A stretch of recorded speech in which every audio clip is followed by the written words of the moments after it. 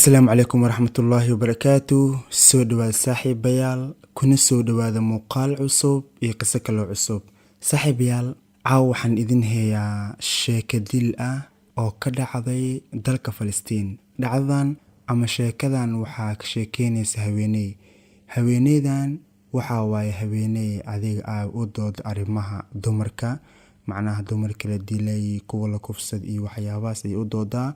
Marka sidii arrimahan iyo waxyaabahan ugu jirtay ayaa waxay la kulantay dhacdadan. Marka dhacdadan iyo sheekadan maxay tahay?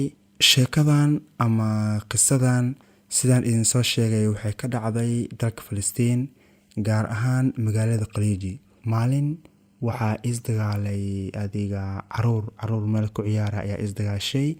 Marka caruurtii markay isdagaaleen arrintooda way weynaatay, waxaa soo dhexgalay waalidiintooda oo dhankan waxaa ka timaaday hooyo, dhankan kale waxaa ka soo baxday hooyo kale. Marka sidii loo doodayay arrinkii wuu weynaaday, dagaalka wuu ka baxay ciyaalka, macnaha dagaalka wuu ka weynaaday caruurta oo wuxuu u gudbay in ay labada hooyo isdagaalaan. Way isdagaaleen, way isku buuqeen, way iscaayeen, adiga wax laysku yareystay malahan. Kadib mid ka mid ah haweeneyda ayaa waxay mid kale ku dhaxday, soco maxaa ka hadlaysaa? Sawirka gabadhaada wuxuu ku jiraa moobilka wiilkayga. Marka naagtan kale markii saas la dhahay aad iyo aad ay u xanaaqday, sababtoo ah maanta famil walba sharaftiisa waa gabadhooda. Marka gabadhaada haddii la dhaho gabadhaada sawirkeeda iyo sharafteeda moobilka wiilkayga ugu jiraa, arrinteeda noocaas waay. Hooyadii aad arrinkii u dhibsatay, iyada dhan way isku yaraatay oo waxay sheegtay waasay. Arrinkii wuxuu ku faafay magaalada dhan, uu ku faafay in hooyadan gabadheeda sawirkeeda uu ku jiro, hooyadan kale wiilkeeda inuu haayo sawirkeeda iyo sharafteeda. Waxeeda dhan ayaa magaalada ku faafay. Dadkii dhan arrinkaas ayay ogaadeen oo qof walba hadal ku haayo waxa waaye heblaayo gabadheeda sawirkeeda wuxuu ku jiraa moobil hebel. Saas sheekadaas ayay magaalada dhan la qabsatay. Arrinteeda waxaa ogaaday walaalaheeda aad u xanaaqeen oo wiilashii la dhashtay aad u xanaaqeen. Waxay bilaabeen in ay walaashooda weydiiyaan, maxaa kugu dhacay oo arrinkan kugu kalifay? Maxaa kuu geeyey sawirkaaga iyo adiga dhan maxaa moobilka wiilkaas ku geliyey? Sharafteena maxaa ugu ciyaartay? Gabadhii waxay dhahday, war wallaahi waxaan ay sheegayaan waa been. Aniga sawirkeygana iyo sumcadeedana wiilkaas gacantiisa kuma heeyo, moobilkiisa wax ku jira malahan, anigii isagana maba isnaqaano. Gabadhii waxay dhahday waxaan wax ka jira malahan, laakiin gabadhan wax dhageystay malahan. Oo hooyadii waxay bilaawday in ay garaacdo, sidoo kale wiilashii ayagana waxay bilaabeen in ay garaacaan oo ay si fiican u tumaan. Waxay dhaheen sharafteena ku ciyaartay, sumcadeena ayaa baabi'isay, waxaa noo reebatay malahan, bila akhlaaq ayaa tahay, qaa'imad. Gabadhii waxay ku bilaabeen inay caayaan, inay duleeyaan, in ay aamini waayeen. Waxay dhahday war aniga ma isnaqaano wiilka. Xitaa fiiri way keeni waayeen inay xitaa wiilka u tagaan oo ay waxaan ka wareystaan, arrintan ay si kale u baaraan. Xitaa way keeni waayeen. Markii arrintan gobolkaas sare ee naagtaas ka maqleen, way soo baxeen. Gabadhan ay soo aadeen in ay tumaan, in ay ku qayliyaan, in ay wax walba ku sameeyaan. Gabadha ilaa ay kastoo da'deeda ay korortay oo ay soo weynaatay, waxay ku jirtay garaacitaankaas, qayladaas, mar walba la dhahayo sharaf ma lihid, sharafteena ku ciyaartay, adiga wax loo yareystay malahan. Iyadoo cadaabka ku jirta ayaa haddana waxay guriga ka eegtay shaqaalo kale.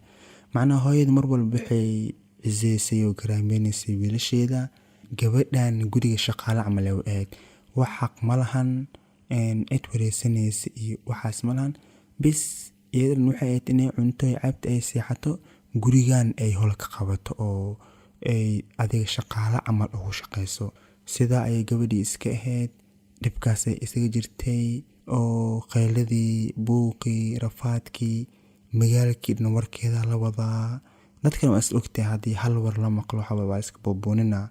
Hadalkan sax miya, qalad miya, run miya, been miya, cid isweydiinaysa malahan. qof walba wuxuu ku heeyaa saasaa dhahay intaa laga baxay intaa laga booday. Kadib maalin hooyadii waxay kulmisay wiilasheed oo wiilasheedna ay isu keentay. Waxay dhahday gabadhan waa in aan go'aan ka gaaraa. Macnaha waxay dhahday si aan sharafteena u soo ceshano waa in aan gabadhan ka takhaluso. Si aan sharafteena iyo sumcaddeen u badbaadino, warkaan banaanka loogu hayn aan isaga damino, waa inaan gabadhan u dhameeyaa. Wiilashii waxay dhaheen hooyo taxta amrak, waxaa rabta sameey, annagana garabkaaga ayaan nahay. Adiga gabadhii wax ka celiyay malaha hooyada. Hooyada waxay keentay ra'yi, wiilashana way ku waafaqeen ra'yiga oo waxay dhaheen anaga garabkaaga ayaan nahay. Kadib hooyadii waxay dhahday 2 maalin ee soo aadan cid guriga imaan karta malahan oo iska danaysta 2 maalin guriga ka maqnaada. Wiilashii waxay dhaheen waayahay. Hooyadii marka 2 maalin waxay soo qabatay gabadha. Waxay dhahday waa in aad gurigan kor iyo hoos ka nadiifisaa. oo macnaha waxay dhahday meel aad ka boodi karta malahan. Gurigan nadiifi, boorka saaran ka qaad, derbiga tirtir, firaashyada guriga yaal dhammaantooda wada dhaq, rooga guriga yaal iyo cagasaarada iyo dharka iyo wax walba dhaq. Gurigan nadiif. Adiga waxay dhahday meel yar oo buq yar xataa ma ka tagi kartid. Waxay dhahday gurigan si fiican u nadiifi. Gabadhan maskiinta waxay shaqeynaysay adiga 48 saac ku dhawaad. waa adiga 2 maalin oo xiriir ayay gabadhan shaqeynaysay oo xitaa neefsi ma lahan. Inta tirtir, inta nadiifi, kan dhaq. xitaa fiiri haddii shirkad dhan oo nadaafad la keeni lahaa hawshan qabto ma qaban karin. Kawaran kaligeed ay hooyadan ku qabatay. Gabadhii markay guriga nadiifisay oo gurigu ekaaday guri cusub guri cusub oo hadda gacanta laga qaaday camal. Markuu gurigu ekaaday gabadhii ay daashay taabaan ay noqotay ayaa hooyadii waxay dhahday waayahay bax iska seexo. Gabadhan markaan bis way taabaan way daalan tahay zaa'id waliba. Gabadhii way baxday way seexad. Marka waxaa laga yaabaa in isweydiisaan hooyadan gabadhan maxay 2 maalin xiriir ugu shaqaysay oo ay hoosh ugu qabatay haddana ay u dhahday seexo. Sababtay hoosh ugu qabatay waxay tahay hooyadan waxay niyeysanaysay gabadhan markay disho oo ay tacsid dhiganayso dad imaanaya maaho. Marka waxay rabtaa dadka imaanaya inay arkaan gurigan oo nadiif oo qurux badan. fiiri dulnimadaas iyo xaasidnimadaas. Gabadhan ay dil rabtaya tacsideeda dadka imaanaya ay rabtaa gurigan oo nadiif ah inay arkaan. Gurigan wax nadiifiyay waxa waaye gabadhan la dil rabo. Subxaanallah, Ilaahay man soo aadi dadkan oo kale saan xaasidiintu ah. Adi gabadhii way jiifatay weliba iyadoo daalan oo tacbaan ah. Hooyadii way u tagtay waxay ka qabatay qoorta. Macnaha gabadhii way ceejisay oo si fiican ay u ceejisay ilaa gabadhii ay nafta ka baxday. Khalaas gabadhii way dhimatay. Indhaheedan waxay noqdeen buluug. Gabadhii sidaa ayay ku dhimatay oo ay hooyada ugu takhallustay. Kadib waxay wacday wiilasheeda. Waxay dhahday kaaliya guriga imaada. Aniga arrinkii waan fuliyay oo gabadhii waan dilay. Gabadhan qaada waxa geesaan xarumaha caafimaadka oo waxaa dhahdaan gabadhan iyadoo jiifta ayaan sidaan ku aragnay. Wiilashii way qaadeen waxay geeyeen xarun caafimaad. Waxay dhaheen nasaacida walaasheen qatar ay ku jirtaa inay dhimar rabtaa u malaynayna fiiriya. Adiga macnaha way isma muujiyeen waxay iska dhigeen dad aan waxba ogeyn oo kale walaashooda dhib soo gaaray iska dhigeen. Laakiin sheekadooda waxaa fahmay dhakhtarkay u geeyeen oo dhakhtarka wuxuu dhahay qoftan wayba dhimatay. Anagan wuxuu dhahay meed ma qaabili karno oo baaritaan wax kale ma ku samayn karno. Sidoo kale wuxuu dhahay qoftan waxay u muuqataa qof la ceejiyay oo kale ama gacan in loo qaaday waxaas ayay u muuqataa. Qoftan qof caadi u dhimatay ma ahan.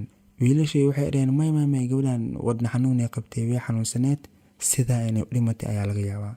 Dhakhtarku wuxuu dhahay hadalkaas hadal soconaya ma ahan. Gabadhan laazim waay wax waa lagu sameeyay.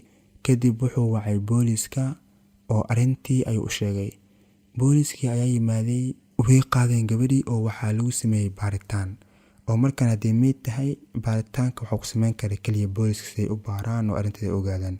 Markay baareen waxaa soo baxday gabadhan in ceeji lagu dilay.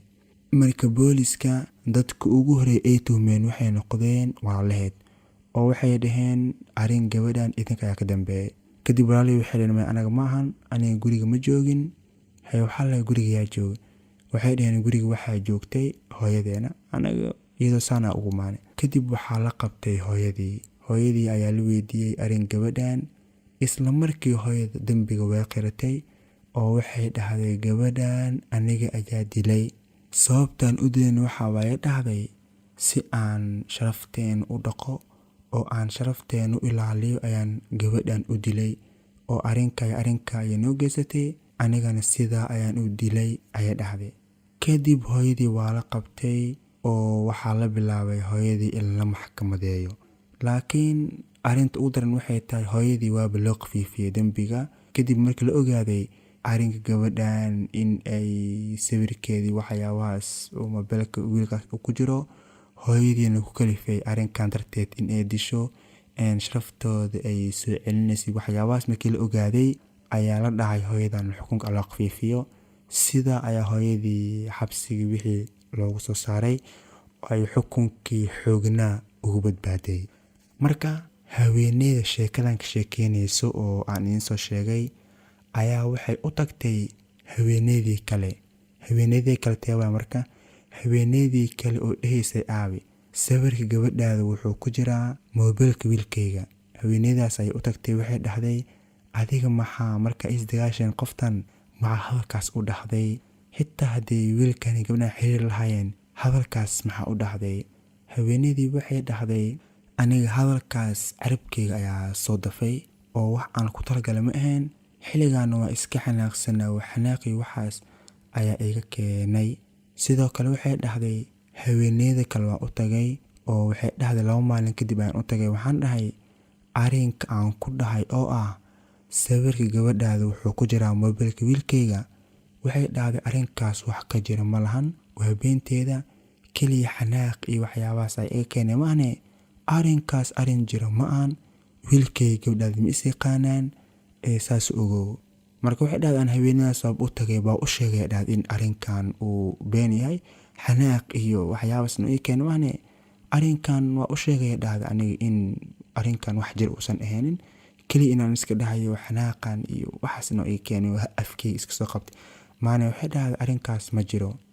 Qoftan sababta gabadheeda u dishay waxay tahay maadaama uu arrinkan uu faafay magaaladiina laga ogaaday gabadh Hiblaayo saan waa inta waay. Marka hooyadan waxay dhahday arrinkan haddii mar la ogaaday ama ha jiro ama yuusan jirin ayay dhahday waa in aan gabadhan dilaa.